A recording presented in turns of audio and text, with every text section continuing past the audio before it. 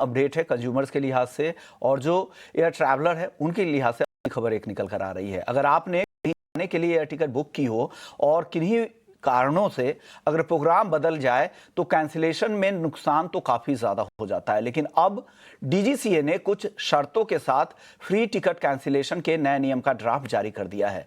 पूरी खबर दे रहे हैं हमारे सहयोगी समीर दीक्षित। हवाई मुसाफिरों के लिए बेहद अहम खबर। हवाई मुसाफिरों को टिकट बुकिंग के दौरान किसी भी एक्सप्लॉयटेशन से बचाने के लिए या यूं कहे कि उनको रिलीफ देने के मकसद से एविएशन रेगुलेटर डीजीसीए ने एक ड्राफ्ट जारी किया है। डीजीसीए ने यह प्रस्ताव दिया है कि यदि कोई हवाई मुसाफिर फ्लाइट टिकट बुक करता है और टिकट बुकिंग के अगर 48 घंटे के भीतर ही वो फ्लाइट टिकट कैंसिल करता है या उसमें कोई जरूरी बदलाव करता है तो उस पर कोई भी अतिरिक्त शुल्क लागू नहीं होगा। प्रस्ताव है ये एयरलाइंस के लिए बाध्य होगा। फिलहाल इसको एक प्रस्ताव के तौर पे फ्लोट किया गया है, लेकिन इसमें जिक्र इस बात का किया गया है कि रिफंड करने का जो प्रावधान रहेगा ये एयरलाइंस पर तब भी लागू होगा यदि टिकट किसी ऑनलाइन ट्रैवल पोर्टल या ऑनलाइन एयरलाइन के पोर्टल से बुक है, उस पर भी ये लागू रहेगा। एयरलाइंस पर यह जिम्मेदारी तय होगी कि वो फ्लाइट टिकट बुकिंग का जो रिफंड अमाउंट होगा वो 21 वर्किंग डे के भीतर उनको वापस करना ही करना होगा।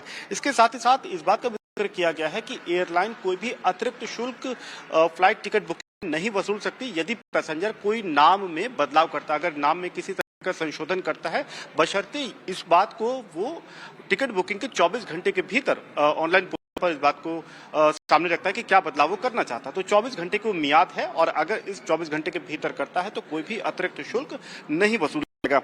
इस बात का भी जिक्र है कि अगर कोई मेडिकल इमरजेंसी होती है तब एयरलाइन या तो पूरा रिफंड करते हैं या फिर कोई क्रेडिट शेल देती है, यानी कि उतने अमाउंट का कोई क्रेडिट शेल दे सकते हैं जिसको मुसाफिर बाद में एनकैश कर सकता है, उसमें बाद में टिकट खरीद सकता है। तो इस तरह के प्रावधान दिए गए हैं।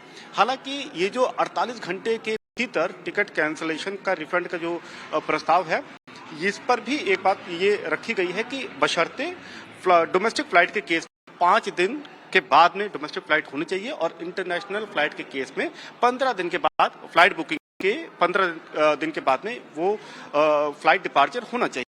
तो इन प्रावधान को बतौर एक ड्राफ्ट जारी किया गया है। 30 नवंबर तक पब्लिक से सजेशन या कंसल्टेशन या उनसे फीडबैक मांगा गया है, जिसके बाद में इसका अंतिम रूप जारी किया जाएगा।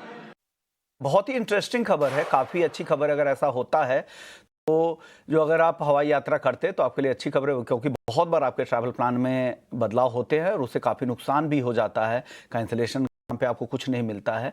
तो ये अगर इस तरह के कंसल्टेशन पेपर जारी किए हैं, लोगों से सुझाव मांगे गए स्टेक होल्डर से, अगर कुछ होता है तो कंज्यूमर के हक के लिए बात होगी। चलिए अब